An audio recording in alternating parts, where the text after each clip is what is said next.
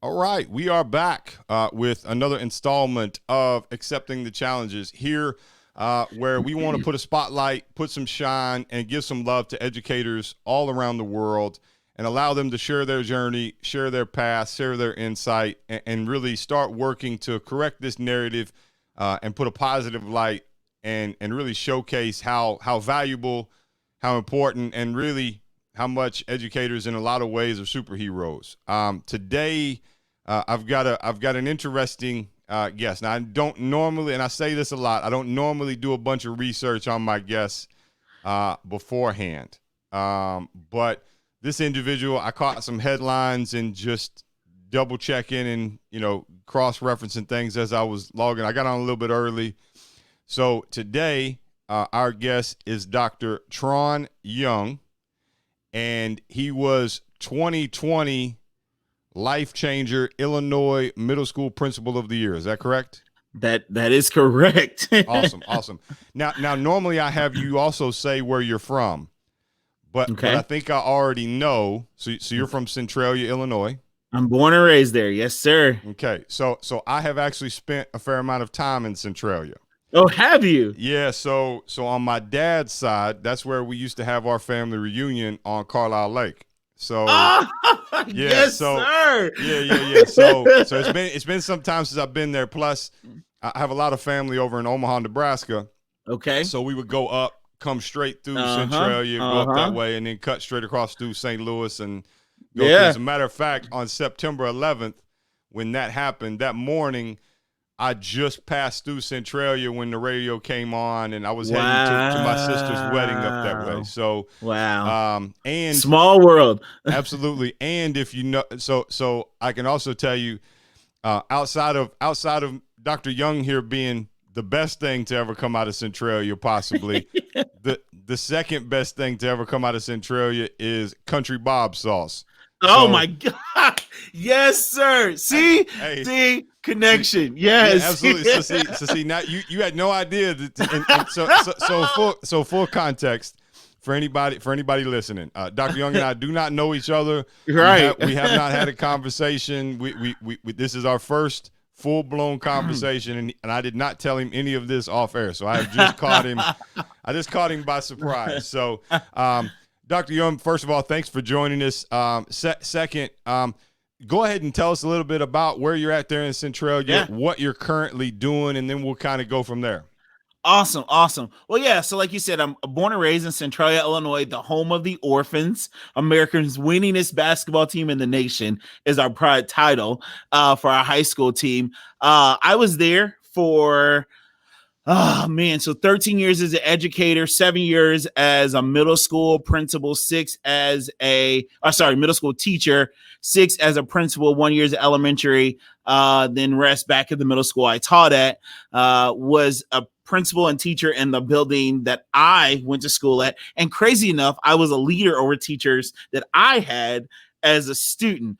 And then I transitioned from there, and I'm now in O'Fallon, Illinois. This is my 4th year in O'Fallon, Illinois, as a middle school principal at Joseph Arthur Middle School, where every day we make a difference in our kids' lives, one moment, one interaction, one lesson at a time. So that's currently where I'm at. Am the 2020 Illinois Middle School Principal of the Year. And actually, sometimes it's hard, and I even tell my teacher that sometimes as educators, it's hard to talk about ourselves and hard to give that recognition. But I truly believe our success shouldn't be success alone. It should be a shared success. And we move forward. I am the Illinois national representative for Principal of the Year. So I am the Principal of the Year for the national recognition for the state of Illinois. And it's really awesome because been in 3 short years at my school, I came in and they were underperforming, and now we're commendable for performing on the state level, and we're just moving and shaking every day. Yeah, just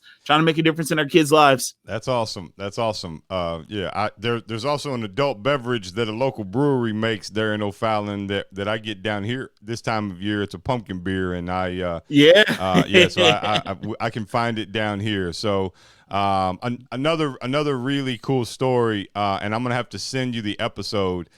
So one of our early episodes, and easily one of the most interesting stories we've had to date, was from a gentleman named Colonel Fred Johnson. Okay. And he is a retired colonel after 30 years in the Army, is now in his second year of teaching middle school kids. And he is from Centralia. So Really? so I have to connect you. He's got a couple books he's written. He's got a great story. You would love to meet him, and you'd love to have him come in, because I guarantee he'd love to come in and talk to your kids. Yes. I wrote his name down. He would love it. So let's do this. Let's go back. Let's go back long before you earned you earned your doctorate, long before you went to school. Let's go back to your childhood and how you grew up, and tell us a little bit about what life was like, where you were living, how things were going. Yeah. So I was a baby of 3, single parent home. My mother, she worked at a factory. She worked 3:30 at night to 5:30 in the morning. And I tell you, she comes from a large family. My grandma and grandpa had 10 kids, 5 boys and 5 girls. Back in my hometown, so when I was being raised, I had 4 of my aunts still there. And so it really was a village that helped raise us at night. I love my mother. I love everything she's done, but she did the best that she could as a single parent. Had my oldest brother at the age of 17 and just grinding every day. But there was just, you're a kid, you're home 3:30 nights to 5:30 in the morning. One thing I knew for sure, and the one thing that was instilled in me, was getting my education to help us better ourselves. But as a baby, I will say, and I tell my brother and sister this, so it's my brother, then my sister, then I, that I definitely learned from their mistakes, right? And sure. I was able to see the things they did and kind of the hard life lessons that had to be learned, and kind of learned it through them and tried not to make those same mistakes. But moving on, in middle school, I tell you, it was probably the roughest time in my life. I had a middle school teacher that took me on the verge of suicide by comments that teacher made to me as a kid in front of the entire class. There was a group of kids that were talking, and my best friend since I was in 2nd grade is a female, still my best friend today, was in my wedding. Now my wife and her are better friends than I, and it makes me mad, but it's okay. My friends was like, "Oh, you must be gay. Your best friend's a girl," this, that, and the other. And the teacher had a nerve to come to me in the middle of class and be like, "Hey, I hear the kids calling you gay. Are you gay?" And it just blew my mind that this adult would say that statement to me. And it took me on the brink, right? And it was at that time that I decided to never let someone else control my emotions and control who I am. And it was life-changing. It's hard to get, and I talk to my students about it all the time. But once you get it, it changes your life, because you're no longer living a life for the pleasure of others, but for the success that you're born to live. And so why I am a middle school educator is because I refuse to have another kid's life impacted negatively. And I tell my teachers, we all have an impact in kids' lives. One word could either uplift or change the trajectory of a kid forever. And so you just never know who, what, when, where, why. I think that's the long kind of narrative I went through. I wasn't a straight A student. I worked hard for my grades. Everything that I've had, and I've had to work hard. Schooling was something that I enjoyed. I enjoy math. And so I went through school and went to college. High school was fun. It was great. Made lots of friends, felt, was a person I truly believe, to have friends, you must be friendly. So someone's sitting by themselves in the cafeteria table, I was going to invite them over to us. And sometimes our friends didn't get it, but then they would be like, "Hey, they were sitting over, you go ask them if they want to come sit with us, And so it became the norm, right? It became the norm for our circle of friends or group, and I wasn't the best athlete, but I had some friends that were the best athlete. And so they were doing the same thing, and just us, kind of being together there. Went off to Eastern Illinois University for college. But before I went there, I went to a junior college in Centralia, Kaskaskia College. Because did you play ball at Kaskaskia? I did not. My highlight of my ball career was my 6th grade year. I was the best 6th grade basketball player you ever met. Because for those also listening, Centralia historically is very, very right. a huge basketball town. So Yes. yeah, Winningest high school basketball team in the nation. yes. So, um, but yeah, no, I didn't. I applied to go to Eastern University, which is a teaching college, right? So they're known for having educators, but single parent, tried to fill out FAFSA, came back and said, and at the time the factory was closing down, said only thing I could get was federal student loans and nothing else. And I was like, I don't know. So I paid my way through junior college by working hard. My mom left and went to North Carolina with my sister. So I stayed with my aunt, slept on her living room floor for 2 years, went off to college to Eastern for 2 years. Got some applied for every scholarship under the sun. If it said you had one thumb and curly hair, I've applied for it because if they didn't meet somebody that had one thumb and curly hair, they had to give the money to someone. So I did, and just was able to grind my way through college, and then went back to my hometown, became a teacher there, and that's kind of the trajectory.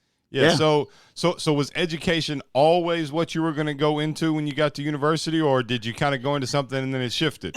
No, once I was in high school, I decided I wanted to be an educator. Definitely. So it was in middle school, it was like, do I want to be a lawyer or do I want to be a teacher? Those are always the option. And I thought about lawyer because I thought about the dollar, right? The amount of money that I could make as a lawyer. Sure. Then I also thought like I couldn't be a lawyer that defended someone that I knew was wrong, right? Yeah. And then I know now that I'm older, I understand there's different types of lawyers, but as a kid, like you didn't know that. Sure. But I truly believe I'm in my calling and in my purpose of what I'm supposed to do. Man, you have an electric energy. Like you Thank are. You are. It's 10:30 in the morning for me. Full disclosure, when we're recording this, so I was up till about 4 o'clock in the morning getting some work done. So I slept in a little bit. So you are, man, in a positive way, man. So where does that energy come from? Have you always been that way, or did just something spark and ignite in you, or?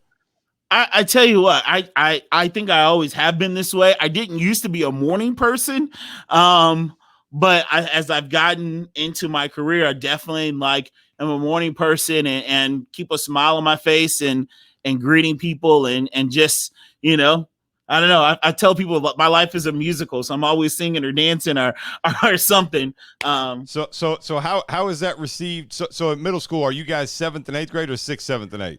I'm actually 5th, 6th, 7th, and 8th. Oh wow. Okay. Yeah. Yep. So how is Dr. Young bouncing off the walls? How is that received by the kids there? They love it. They absolutely love it. I'm personal. Yeah. My students and I we talk. I call them all my friends or my best friend, and we connect. And I also, if I can show you, I have a room full of absolutely. I have a room full of some stuffed animal frogs over here. Yeah. In there, and it's purposeful. You asked me how and why. I say I'm the way I am because of one major impact in my life, and that's my 5th grade teacher, Mrs. Judy Truitt. Anytime I can talk about her, I talk about her because she's my mother. She's my best friend. She's my mentor. She's my check. But so she was my 5th grade teacher. And in 5th grade is when I was kind of at that point where I'm like, who's my father? Do I know who it is? Didn't care about school. This, that, and the other. I was playing basketball, was a center on a traveling team. I told you my highlight was my 6th grade, but 5th grade was kind of close.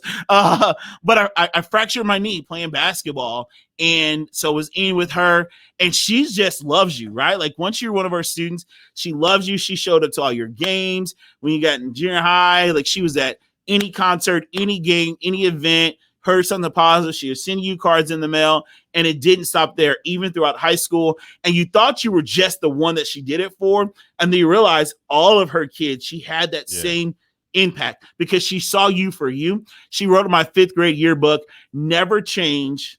You are great who you are," right? She made that statement, and I still remember that, and I lived on that. When I was going through what I went through in 6th grade, that I went to her.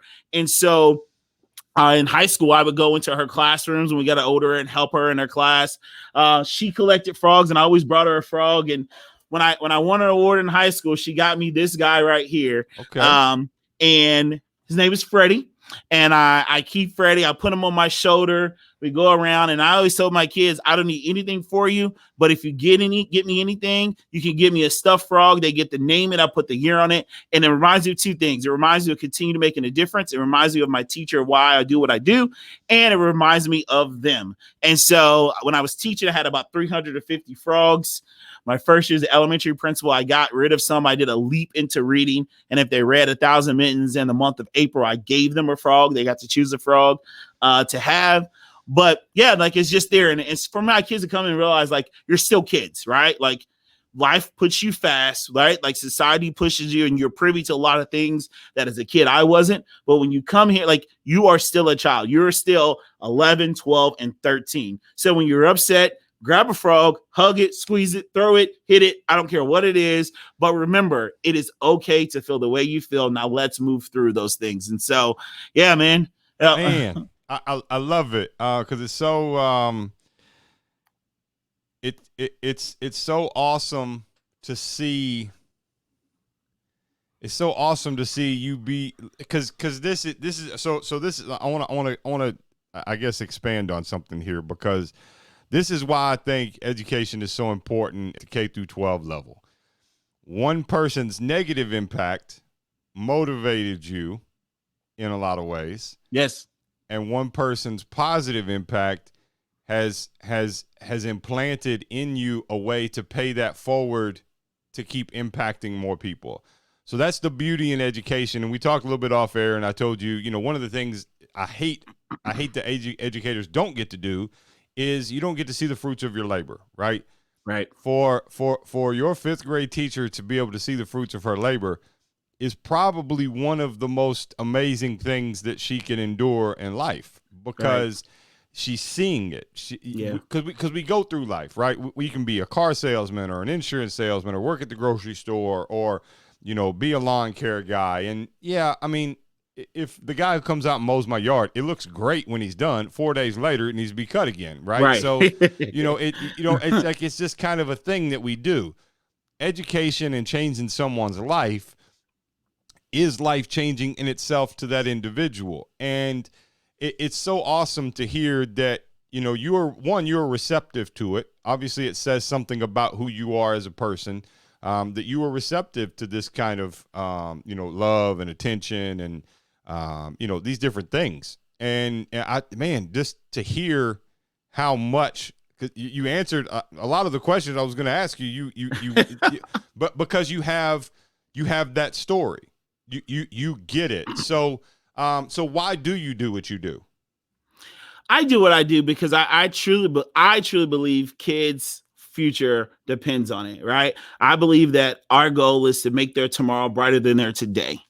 And so because of what people instilled in me, I can name 4 or 5 teachers that has had a positive impact on my life, and they stand out more. Like you've had some okay teachers and some rough teachers, but that one negative teacher and then my positive teacher just gave me a true image of the power of an educator, right? The power of the educator. I give all of my teachers a starfish pin. And the starfish story about the kid on the beach throwing them in the ocean, throwing starfish back into the ocean. Yep. Old man sees them, laughs at him, be like, "Why are you doing? There's hundreds of thousands of miles of fish, hundreds of seashore, and tons of starfish. You can't make a difference, and all of them can't save them all." And the kid looks at him, smiles, and said, "But I saved that one." And I think that's our mission. We don't know which one is our one, but our goal is to save that one, to reach that one, to teach that one.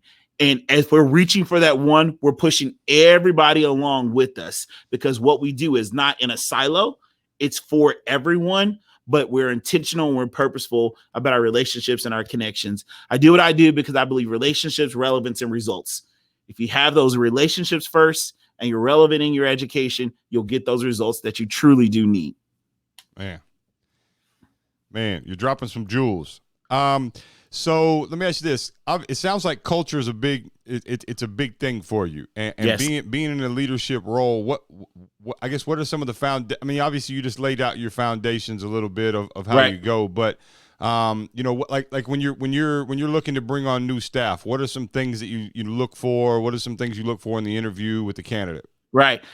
So I check heart. I'm all about a heart check, man. I think I can get people some PD about instructional strategies.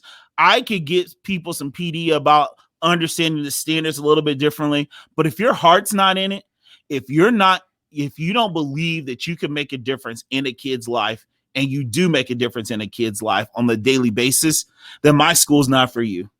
And I truly believe that. My number one question I ask my candidates is, do you believe that all kids can learn at high levels, even with no support outside of school?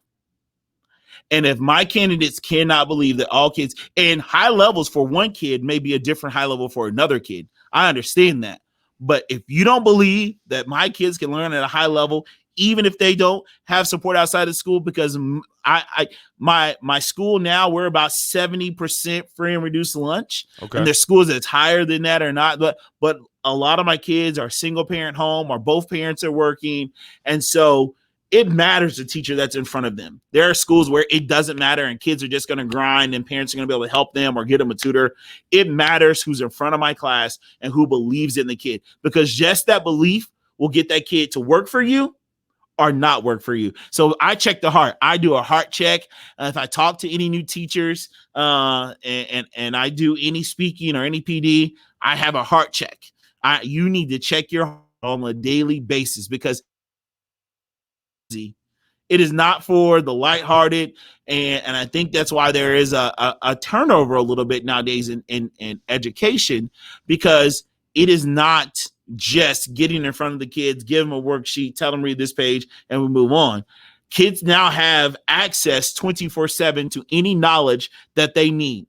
Our goal is not only it's not to give them that knowledge, but teach them how to use that knowledge, to transcend from just getting the knowledge to applying the knowledge and going deeper, further, faster, harder, right? Yeah. With that knowledge, and not just receiving.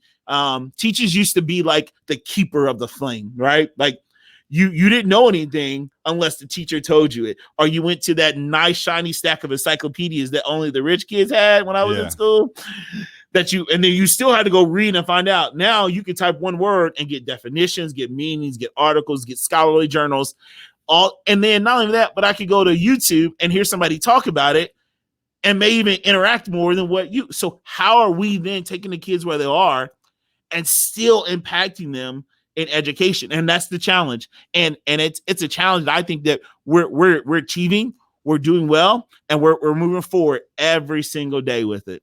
Absolutely. So it sounds like you are of the belief that the non-curriculum things that kids learn and teachers teach are just as important, if not more important sometimes, than the actual curriculum that absolutely that the state or the district says you got to teach. Absolutely. I have every kid what I call create an individual academic plan. Every kid every year, and it grows every year. But I have every kid set 4 goals: the type of friends they want to have, the type of friend they want to be, the type of grades they want to have, and the type of student they want to be. And I believe if you could set these 4 goals, and then once you have them, then we work with them to create goals of achieving that, right? Part of the issue, I think kids are, even as general, we are like at the moment people, right? Like we get it, we're here, it's this time, I'm not looking down the road. I have to help my students see the future. What's your end goal, right? Like, where do you want to end up? Well, I want to be, I want to go to college to play basketball. Okay, you can say that, but did you get up this morning to go shoot 100 free throws or 100 shots? Because I guarantee you there's a kid who's in your grade who got up and went 100 jump shots, and they're going to get out of school, they're going to run a mile, right? What are you doing to set? And then they're also going to turn their work in on time because they know their grades are important as well, right? What are you like? So how do you set those goals? How do you achieve those goals? And so that's my deal. And then we do a weekly reflection of what's your 3 big wins, what's your 3 lessons you learned, and what are you going to take from this week on, and what do you want to change for next week?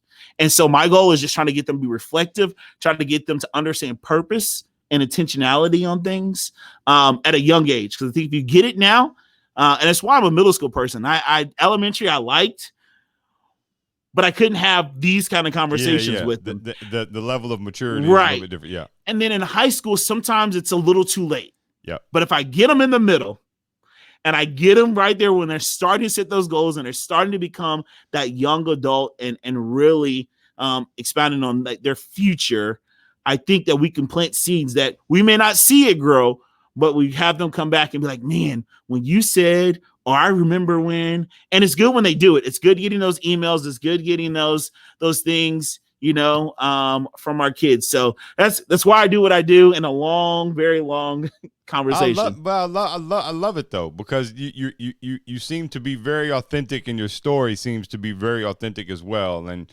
as we also know, especially with young people have a lens to see right through somebody who's being fake. Like you're not gonna fool a 14-year-old in 2020. Like, you are not. Yeah, no, you definitely are not. And it's really interesting. So my wife is a middle school teacher, and sometimes I'll mentor or help out with a kid, and I am very real with about my story and my failures and my different things. And I remember a gentleman a couple years ago, and my wife came home and she was like, look, because I always fill out my paperwork every year at the school so I can go in, my background check. They kind of have me on a list. And so, hey, I've got a kid, he's in my class. I want you to come have lunch with him because his story is a lot like yours, and he thinks he's, the only one going through it and the only one that's ever been through it, and, these different things. So we come in and he gets to stay, my wife's lunch period, he gets to stay in my wife's class, and I'm sitting there, and I said, I was like, this is my name. Of course, I'm very authentic with who I am. So like when I go speak or I'm in a hoodie and some Jordans, right. Like I am who I am. Right. So, so we were, and I'm a big guy. I'm 6'6". So I'm a big guy. And, so I go in, I sit down. I was like, hey, I want to get to know you, but I want to share with you a little bit about me. And I did just like I did with you. I go into all these things, and it's like, look, man, I know what it's like. I used to sit in class and sleep because my parents were fighting, and there was abuse going on and these different things. I get it. And the whole time he's looking down, and as I'm talking this, he's looking at me. He's like, are you for real? And I was like, yeah. I was like, yeah, absolutely, man. I was like, I get it. I said, so, whatever you want to share with your story. And he was like, wow. He's like, you went through all that too? And I was like, absolutely. I was like, probably worse. I was probably some stuff I'm leaving out.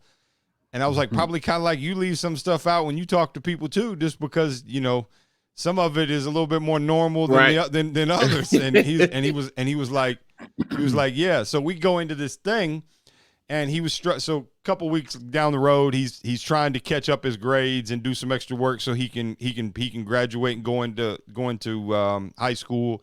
And he goes through, and she calls him. She's like, hey, he's behind. I was like, all right, tell him I'm bringing lunch, but I'm coming to sit with him. And we come down, I sit down, I said, look, I'm not here to help you with your schoolwork. I said, because you're probably way smarter in this stuff than I am. I'm just here to sit here and make sure you get it done and make sure you stay on task. And he looked at me, he's like, what do you mean? I was like, don't ask me any questions. And he tried to. I was like, I have no idea. It was like the cell and the reproductive parts of the cell and the mitochondria and all these things. And I was like, I have no idea what I was like, so I actually on the wall here, I have a copy of my transcript. And then I travel with a copy. I keep a copy in my bag when I travel. I had a kid call me out one time and said I was just BSing, that I didn't really have the life that I had and trouble in school, and now you're successful and doing all these things. So I went and I was like, look, man, look, here's my grades. Like, I'm trying to keep you from being that. Like that's what I'm being here. And just being real with kids. And I hear it so much with educators, how much relationships matter with those kids. And that's what you're doing. You seem to have a formula to where you have done that at scale in your school. Obviously, there's going to be some kids that are outliers, and they want to fade off in the background and just be a fly on the wall. Some just aren't going to get it, and they're going to look at you and think that you're you're crazy, and they're just not going to get it, right? Like you can't reach everybody, but that attempt to, I think is what matters. Tell me about if you could pick the phone up and call yourself, way back in 2005 was your first year of teaching. Is that right? Yes, it is. Yeah. So 2005, way back in 2005, you start teaching. If you could call yourself, what would you tell yourself about the journey that you're about to take in education? I would say it's not personal, it's passion. There's a lot of times and connections that you make with kids, and you think they got it, and you have these things, and you feel let down, and you feel hurt, and you wonder why. And it's hard not to take those things personal, but I understand it's not personal. It's just the passion that you have. And that passion will continue to drive you.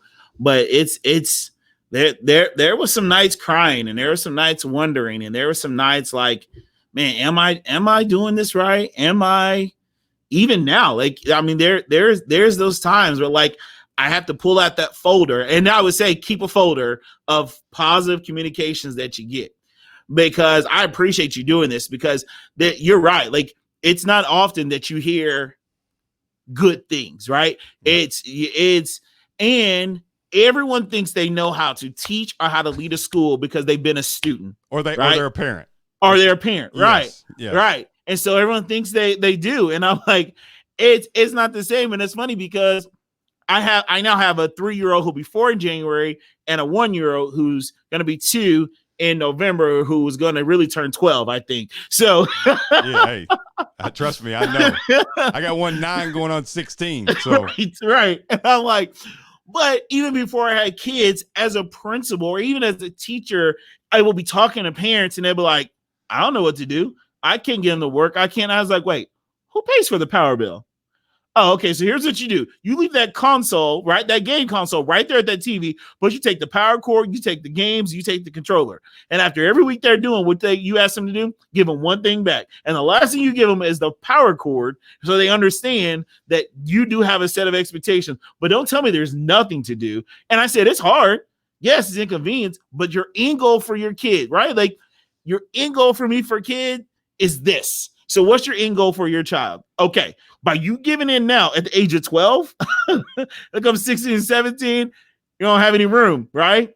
But now it's setting those center expectations. And so it just baffles me at times, like people and their thoughts, right, for education. And so understanding that, like, keep a folder, keep those things, because when things go hard and go wrong, I kind of write a list of like, here's all the great things for today or for this week.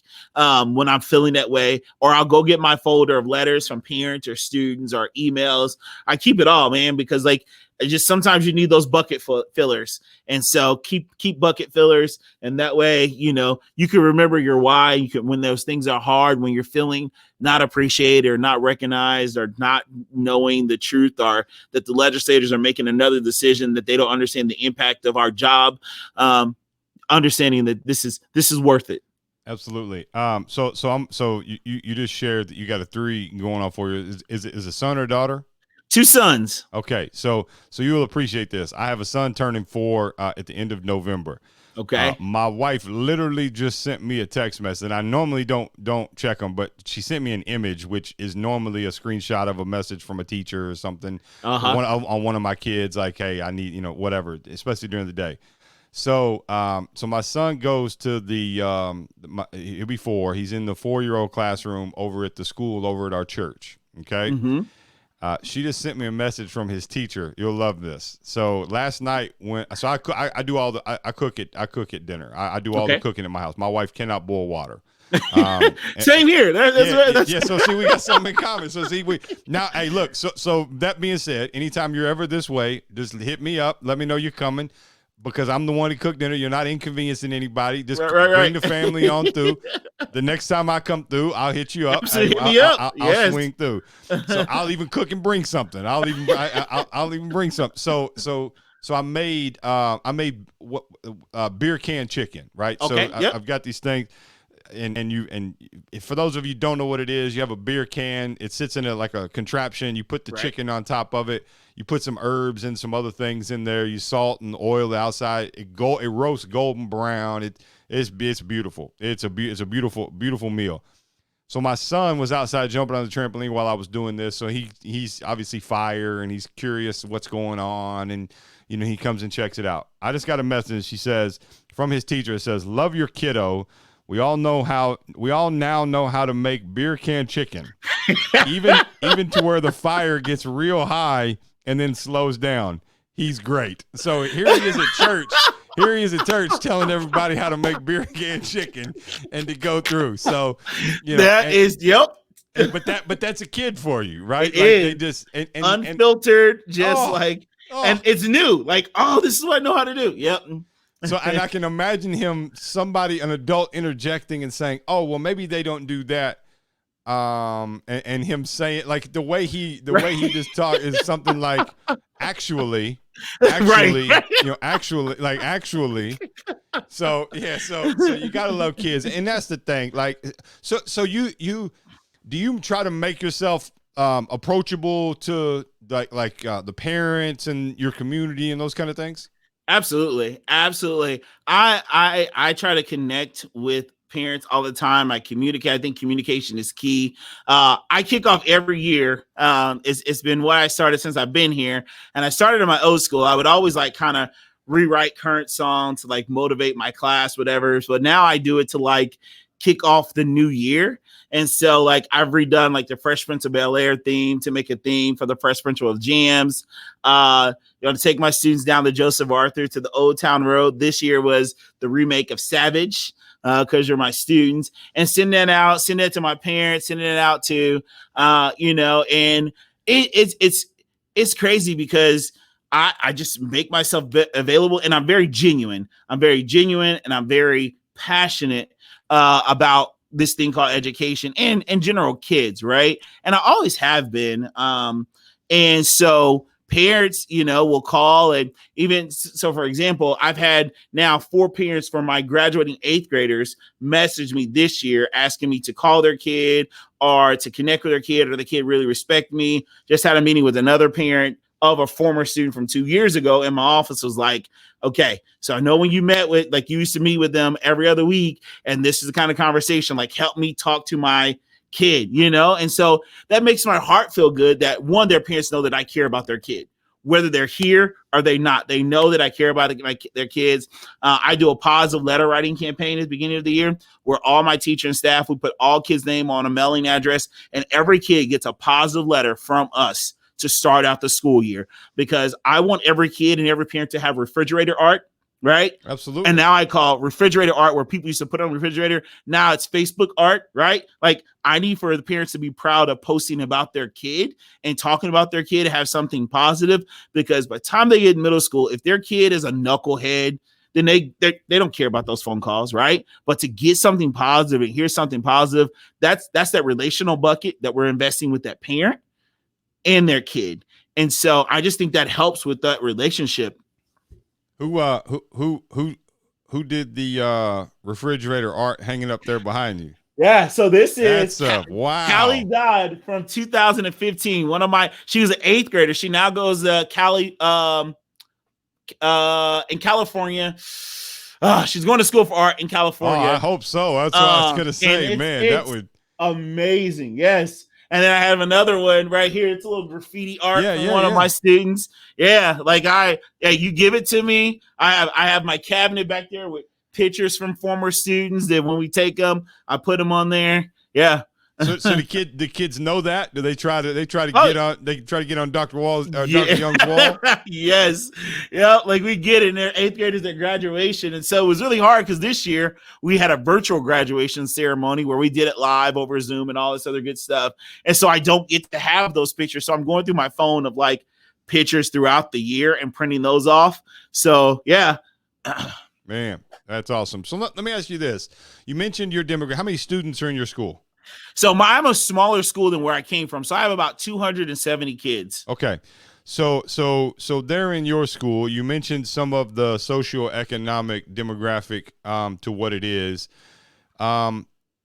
And you know, it sounds like you obviously have an amazing culture there. But and you mentioned earlier, it does take a village. It takes a village to do that. What are some things that maybe in general that society or a community can do to outside of the normal things like, donate some supplies or, these things that we need to do anyway, that always needs to happen. But what are some things that they can do? And I'll tell you, so what are the things they can do? And then I want to give you a backstory why I'm asking. So, Okay. So my wife being a teacher here, I can't run for the school board. It's a bit disappointing because we are in a smaller community. It's the fourth largest district. So it is, let's see. Yeah, it's the, so I think it's the fourth largest district. They got about 15,000 students in the district. And for me, it is, there's not a lot of people around here who have the unique experience to education around the world that I do, and the unique insight and the unique journey. I am one of those troubled kids who happen to come out on the other end of it. And I'm an anomaly. I get it. Right. But how do we, so I can't do site-based decision-making. Right. So the next best thing I did was we have some school board candidates that are running for the school board. I obviously have a platform, so I did some interviews of some of the candidates to try and show the public, I guess, who they are. So that's something that I've done, and I know everybody's not comfortable, getting up in front of everybody and asking, because I ask difficult questions. Like I'm asking, everything from, why do you have these viewpoints to what are your views on racism? How are you going to fix these things? Like I'm the questions that should be asked, not these softball questions that typical they have a canned answer to, right? Yeah, we already know the answer. We know you got a canned response you're going to give me, right? So what are some things that the community could do to make the job of your teachers, not make it easier necessarily, but make it more impactful? Yeah.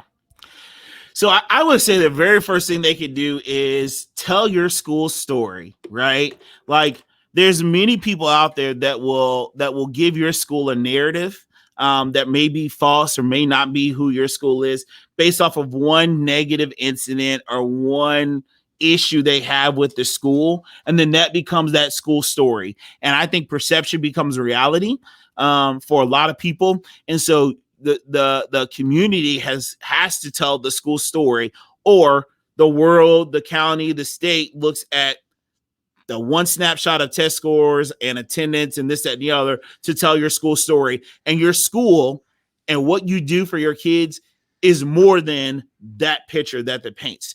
So helping your school tell its story is huge, because that's where you start getting grant funding from. That's where community business invest in your kids. That's where you get all those things happen besides your normal, it's the beginning of the year and let me give you some backpacks and school supplies. That's great, but that's a Band-Aid for a particular small crop of kids. But if you want to impact my entire kid, give me money to help a robotics team. Give me money to send kids on field trips to do college visits as an 8th grader, right? Like those are things that I want. And those things happen if community people and if people hear your story of what you're doing there. They're not just going to give it to anyone, but they need to hear your story, and everyone tells your story. And I think it helps change the narrative of teachers. I think the next thing is respecting teachers and administrators with that, I'm going to call it that old school respect, right? Like now it's like you're guilty as a teacher or you're wrong as a teacher until you prove that you're right. Yeah. And I will tell you, I've never, these are two things that I believe is hard facts. I never met a parent who sent their kid wanting them to fail or hoping they to fail, right? And I've never met a teacher who's out to get kids to fail. Now, I've met some ineffective teachers and some parents who don't know, and some parents who don't know how to help their kid. Yep. But the intention of it was not to send their kid to fail or to get kids to fail. So at the end of the day, I think that's the next thing. And then the final thing is, I think, is being present for your kid and advocating for your child. Being present and an active parent in education. Yeah, it's difficult. Yeah, it takes time, and we are always busy and turning here, there, and other. But I don't know about you, but here it's like our PTO Facebook page is like the gripe page, and the right, like, yes. And I'm like, hey, wait a minute, timeout, 30-second timeout. Call me, ask me a question, right? Like, if you need to know something, let me know. So that's the important piece. So that's what most schools. I'm not gonna say most. That would be unfair. That is what a lot of schools don't have. Meaning the principal, as a principal, as a superintendent, as an administrator, people already don't want to approach you because they're intimidated by you. They don't want to approach you because they have a preconceived notion of something they heard about through somebody else at somebody else's baseball game at yesterday's practice. And so there's already these misconceptions that exist. The fact that you're willing to, I'll say, be the bigger person, but even bigger than that, being proactive and just saying, hey, communicate with me. Right. I am like, you talking about me while we both know I'm standing in the room doesn't accomplish anything. Ask me and I'll give you the answer that is the answer. You may not like the answer, but I'm going to give you the answer.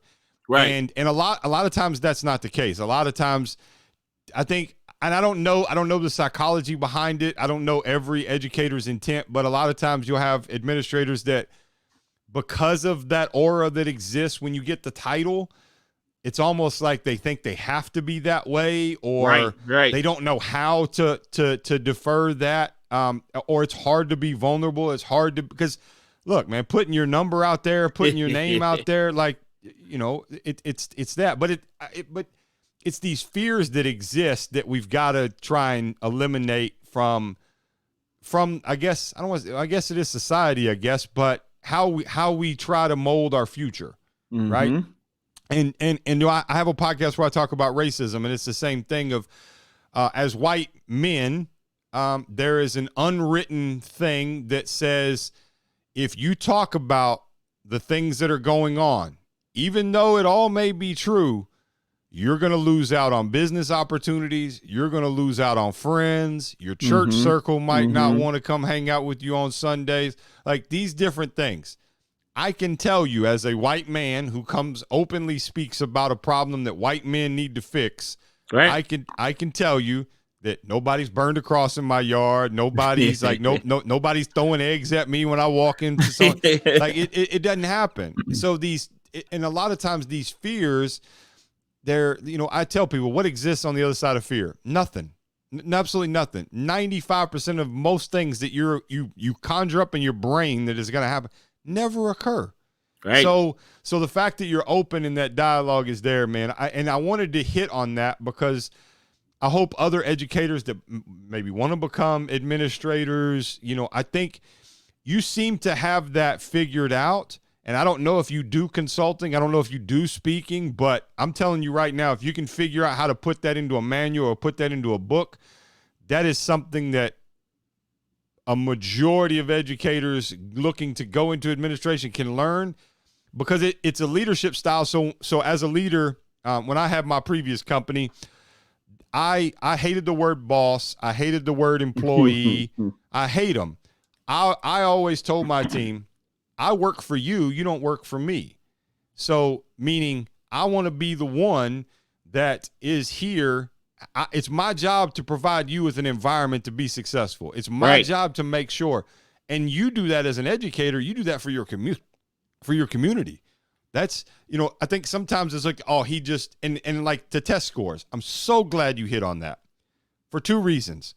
One, that's why I carry my transcript around. I scored a 15 on the ACT. Okay. By standards of what it is, my senior year GPA was a 0.7. Like, I told you I do all the cooking in my house. I got a 33 in foods my senior year, but I can go make a bolognese from scratch. Right. And get like we got to be careful on putting kids into a box. Absolutely. We also got to be careful on putting educators into a box. Yep. All those educators, if you went back and you looked at those educators on my transcript and said, Shane didn't do anything in your class, Shane failed your class, Shane failed your class, Shane did nothing but get D's in all these classes, not because they didn't do their job. Right. It's because I knew I played basketball and I knew that grade check didn't happen until after Christmas time because of when the season started in the first week of December. So grade check didn't happen until in January. So I knew all I had to do was get an 80 in chemistry in the first half of the year. So that means all I had to do was get a 40 the second half of the year and I would still pass. Why am I giving extra effort to learn the periodic table when I'm never going to use it? I knew that. I was self-aware of who I was. And there's a lot of kids even today, and you talked about how much information they have. 14-year-olds have access to more information, more knowledge, and have already retained and processed more information than most 25-year-olds 20 years ago. Right. So we got to be careful on we have to change. We have to be, and I hate that as educators, the test scores. And that was so going back to the interview that I did with one of the board candidates, that was his biggest thing. These test scores. I looked on this website and they said because this test score and this test score that they're in the, they're the bottom number of school. And I was like, if you think that, and I'm not trying to be negative, but if you think that the test scores is the only barometer of whether or not success is happening in that school, you're out of touch. Right. Another great example. I just interviewed a superintendent down in Louisiana. When I shared with her my story, she said, "Okay, I'm gonna one up you." This is a lady who's a superintendent of a school district. She scored an 11 on the ACT. Took it a second time and got a 13. See, we got to be careful so there's two things that happen with that. One, it negatively impacts the profession of teachers because there's no test in the world that any of us have taken as adult that says, hey, congratulations, you passed this test. You are now allowed to be successful. Right. And the flip side of it, when we hold that as the standard, we now, I'll be honest, I think a lot of it crushes dreams and aspirations for kids and says, well, you didn't meet this, this, and this, so therefore you're not very smart and you don't get to be successful. Right. I tell you what, so I literally this morning before we got on, I had a conversation with each of my 8th grade classes because we're all remote right now. We're in 2 weeks, we're coming back to doing some in-person, those who choose to be in person. Well, my high school that they're going to, so in Illinois, I don't know how it is there, but in Illinois, we don't have county districts. Every community has its own school district. And even in my community, my district is separate than the other elementary district. Oh, wow. And separate than the high school district. So we have 2 elementary districts in O'Fallon and then a high school district. Right. And so we all feed into the high school district, but it's different superintendents, different school boards, all this other good stuff. Well, we didn't get to take our state test last year. And so our high school no longer uses a placement test. They use kids' scores that they make on the state test for placement in their grades. So they didn't take a 7th grade test. So I had to send my high school for our 8th graders their 6th grade test scores and their first quarter grades. So what I told them is, I call them family meetings. So I have grade level family meetings. We talk about stuff. We all this other good stuff. So I told them, I said, all right, so as a family, here's how here's who they know you are. Not by the performance of this is who this student is. They know you by your test score, by your grades, your first quarter, being remote, and then teacher recommendation. I said, so if you have not represented yourself, 6th grade, this class has been my hardest working, highest GPA class. I said, but right now, your first quarter, you're remote and you don't have the motivation to do the work like you do here. And so academically, you should be placed in a high level track, but because you're not showing it this quarter, you now are going, you're hindering your future. And I'm not telling you that you won't be able to work there. I said, but here's what this is doing for you, right? So where your end goal, those of you who told me that you want to be, civil engineers and you need those high level math classes to get you in the right placement in college. When I tell you your future goals, this is what I'm talking about. Here's that impact of right now. But I also always tell them, never settle for less than your best. So if you know you're better than that, you've got to advocate for yourself. You got to show yourself that. But we literally just had that conversation how these test scores are going to try to put you where your future should be, and don't let that define you. Yeah. Right? So we just had that conversation. Yeah, I'm aware of a student who continuously achieves on a GT level, gifted and talented level, these test scores and these different things. Has been homeschooling now or been distance learning now since last year, so things are off. Everybody's just off. Just took a test and didn't meet that requirement, so now that's going to be held against them because they were nervous and anxious that they had to go into a school building that they've been scared to go into because they had to do this. They had to do the test in person. So on top of already having some anxiety and some other things, now we're going to go put you in an environment where you don't feel safe. And if you don't, even though you scored great, just missed it by a couple points, but you missed and it's again, I'm with you, man. I don't know, how do we change that? What can we do as a society to help change that? Get politics and money out of education, but we're not going to do. I mean, really, because it's all about that bottom dollar, right? Like you have that bottom dollar that people are willing to invest in, that states invest in, test scores and these companies and all this other good stuff. And so do you think a change is coming though? Do you think? Because the ACT and SAT is going to die. Right. Universities are already saying, look, it's not existent. We don't need it. We don't have to have it, which we all know, right? Like it even puts certain kids at a disadvantage by taking it, right? So how does that, so I guess this goes back to my original question about the community, right? So who can we piss off enough in a lot of ways, I guess, to say, hey, and this is where voting is important. This is where running and people who are, and this is why I'm so frustrated that I can't be a voice for my district. Yeah. I can't do this and then go sit at the state board meeting and say no, because I'm not going to hold my tongue. Right. And so I don't know. Like it's that answer. I would tell you, education is the last industry always to change.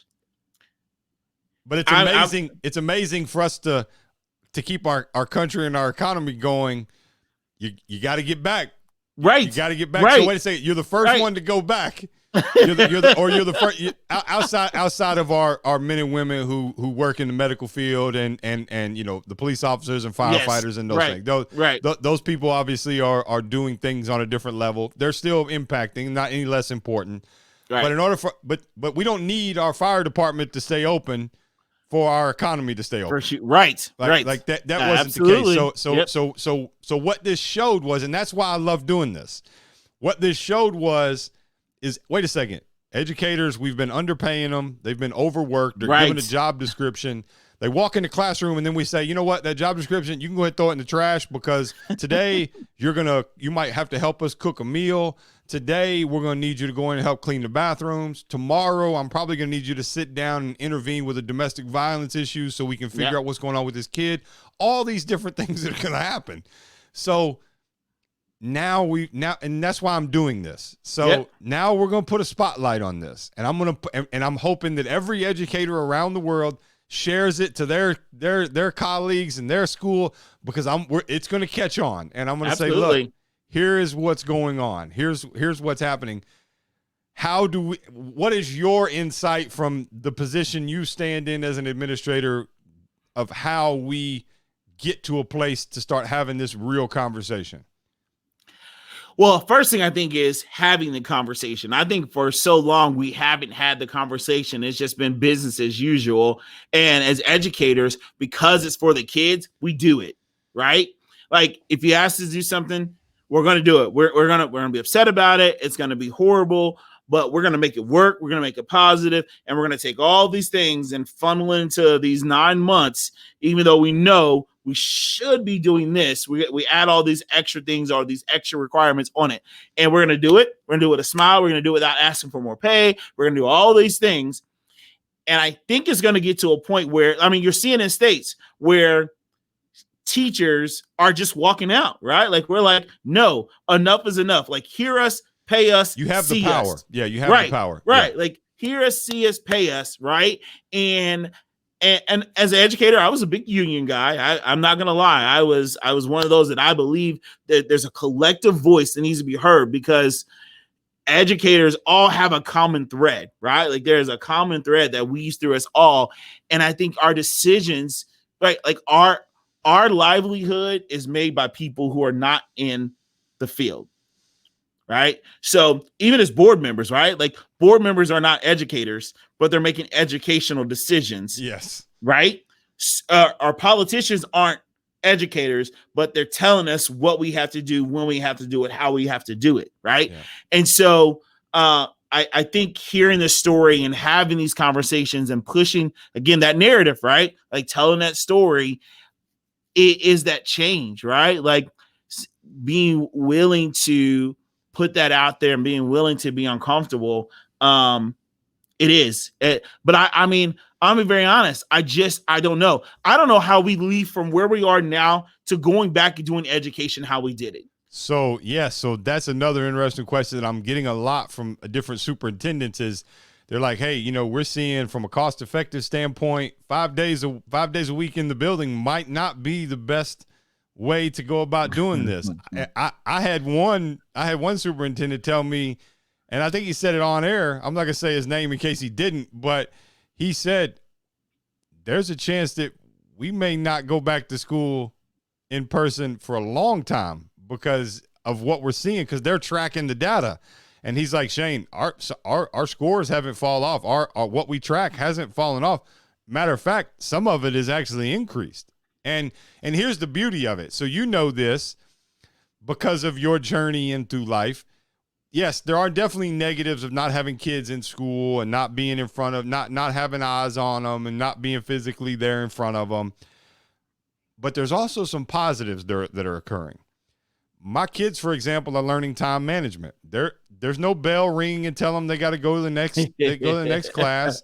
There's no one time. I sit here and do my work. I've seen them go. I know it's lunchtime. I see them go out. They went up. I'm down here in my office. I see them go up. They just went and made lunch. They're doing their thing. Like all these different things. There's a lot of positives. So as a kid growing up, obviously went through a lot. And when I became a parent, I said, I don't ever want my kids to have to deal with, endure, or feel the way I felt as a kid. Mm-hmm. That's a double-edged sword because you know, as I do, that pain and that trauma that you go through is actually what makes you the successful person you are. Absolutely. So then it's like, man, how do I do? Well, this is a controlled environment to where my kids are now getting to go through some of this stuff. You realizing, hey, I don't like it's okay to have a little bit of heartache. It's okay to have a little bit of sadness. It's okay. Like, you got to learn to deal with those things.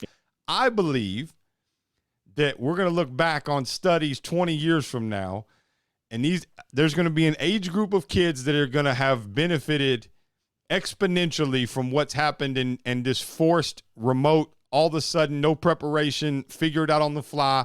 There is going to be a sector of kids that massively, massively benefited from this. Yeah. I believe that. I mean, I agree. I tell you what, I have kids realizing that they don't have time management, right? Like, I have kids saying, can I come back into the building? Because if it's me playing my video game or sitting here and doing more work, I'm going to play my video game. But if I have no other options, right? And so that's a level of maturity. And that's what I told him. I said, there's many adults who don't have that kind of, they're just going through the motion, right? Like because when we're as adults, we're at home, we're like, oh man, there's the laundry, there's the dishes, got to prep for dinner, I got to go check on this, that, and the other. Like, we are scattered, but and not knowing, but for a kid, he was like, look, I took my out of my classroom. I'm now sitting at the kitchen table. I do a cup of water. And I was like, dude, like, that's huge that you're able to set that apart and be like, okay, this is what I know I need.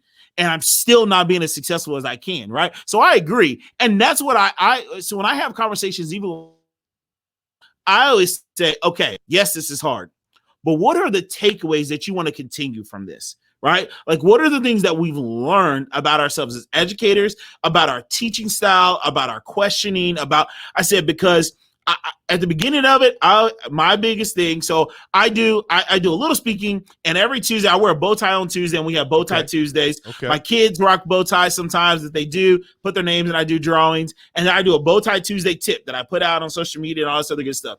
And so at the beginning of the year, my biggest bow tie Tuesday tip was, and during this time when people come under pressure, they either make excuses or they make adjustments, right? When you get pressure in your life, you can make excuses why something can be done, or you can make adjustments and do what you need to do, right? And so during this time, I tell my teachers, we can make excuses or we can make adjustments. I'm not an excuse person because excuses continue to come. You have an excuse for an excuse for an excuse. But when we make adjustments, right, you can continue to adjust and adjust, but we can make excuses or adjustments. And so what adjustments did we make that we want to continue? One thing is our communication to parents. I mean, we started class tag, we communicate, we send out messages, we send emails to our kids. I do a daily video message to my kids, send it to parents. Like, we want to continue that. We think that our parents are more involved now than they were. And one, they have to be, right? They just can't say, hey, drop them off at the door and pick them up at the end, right? Like, they have to check to make sure the work is done. They have to say, hey, wait, you missed a class and you were in the restroom for 30 minutes. You skipped class.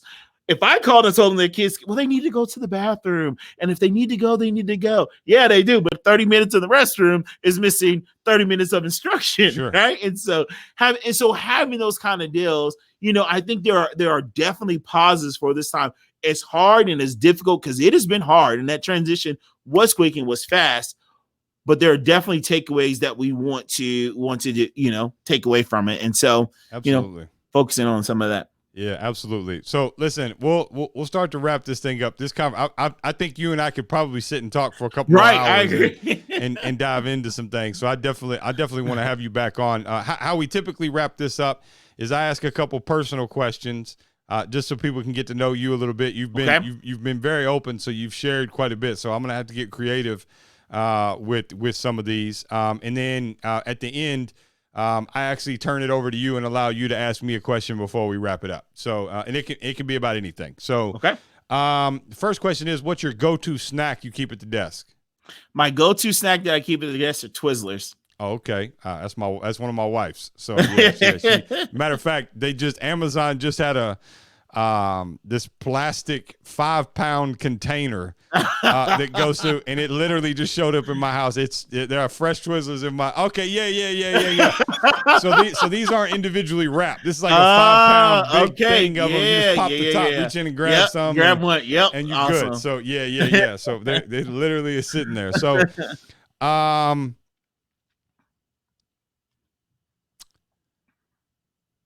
What is one book that you would recommend educators out there to check out? It doesn't have to be an education book. It can be on anything. One book. Ooh, man. I think the one book I would have educators read is Cultural Relevancy and the Brain. I think would be a book that I would recommend. It's really good. It hits the brain development and culturally relevant pedagogy in the classroom. I think it's a quick read and an easy read, I think, but it calls for reflection with the reading, and so I think that's good. Nice. All right. Well, I'm going to turn the platform over to you and allow you to ask me a question, and we'll then wrap it up. Right. So so there's two questions I would ask if there is one piece of advice that you would give to kids, one piece of advice to give to kids, what would that be?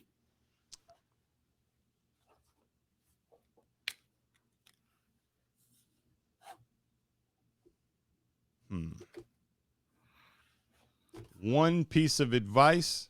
Yep.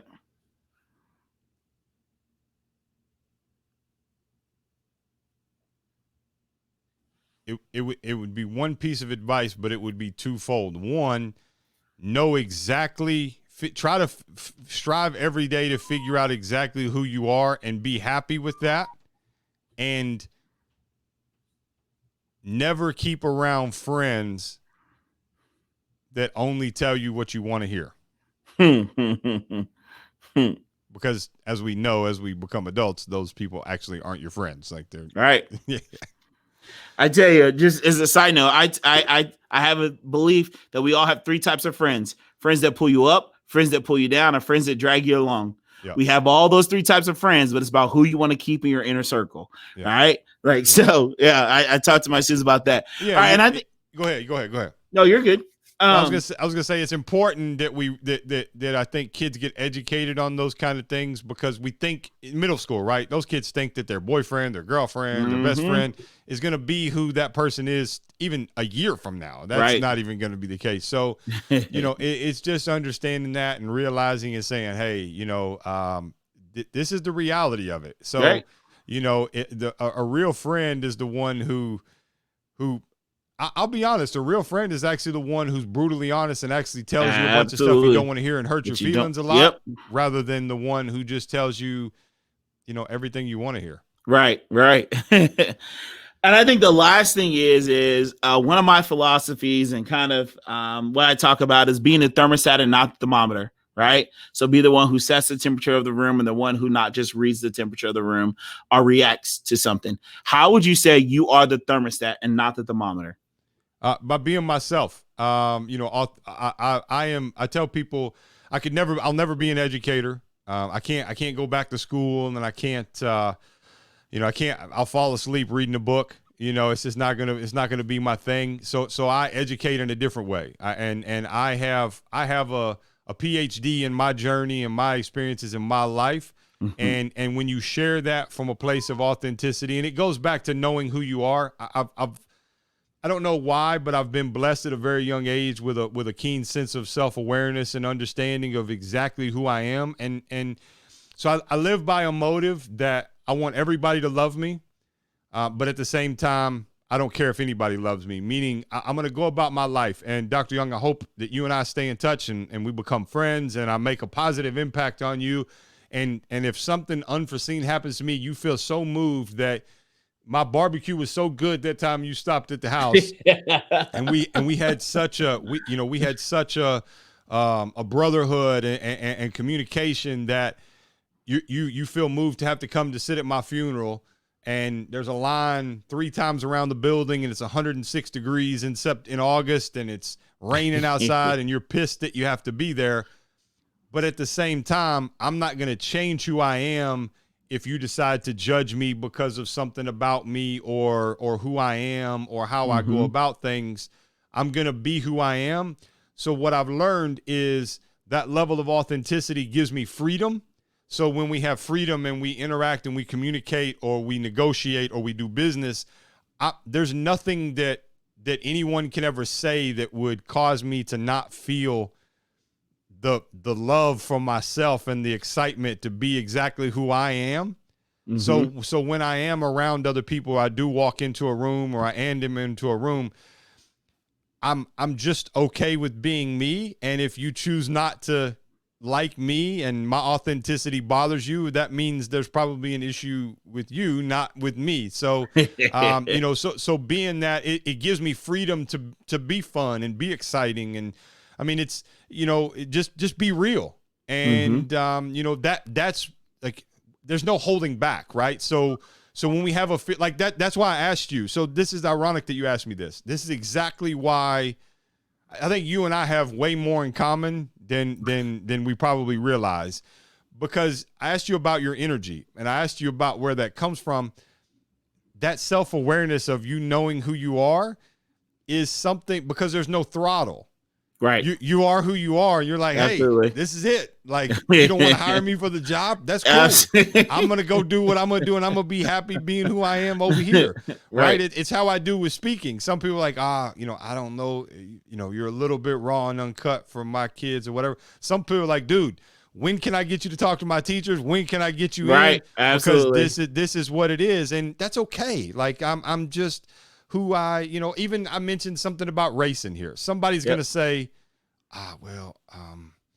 I don't think, man, that made me uncomfortable. I'm okay with that. If somebody just says, if you loved me up until that point, and now you're like, man, I can't have him come in and talk to my kids now because he said, I'm okay with that. Right. Because I am me, and that allows me to be happy in my skin and be who I am and enjoy life, man. Totally agree. That's it.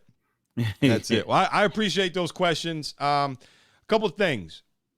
I think genuinely, while I'm not in your district, I'm not where you are, I would be more than thrilled that if we lived there and my kids were in your school. I have had the pleasure, for those that maybe don't know my backstory, I've had the pleasure to deal with education in 50 plus countries around the world, work with national governments, work with national governing bodies, work with the Minister of Education in Shanghai, China. For a guy who doesn't have much of a formal education, for a guy who learned a lot along the way in the School of Hard Knocks and a bunch of mistakes and all these different things, that community of O'Fallon where you're at, if they don't know it, we need to figure out a way for them to know it, because they are blessed to have someone like you there, not just in the school building, but in the community, because you literally are embodying what we talk about here, and that's accepting the challenges. You're walking in every day and taking those challenges, whether it's a disgruntled parent griping in the local PTO group, or if it's a kid coming to you and telling you about the worst thing that you've ever heard of happening to a kid and trying to figure out how to deal with it and hold on to that face and give that kid comfort and support while inside it's destroying you, right? So I mean that man to man. I will tell you, it is awesome to see a man like you in education, because it's needed. It's needed on so many levels. It's needed not just because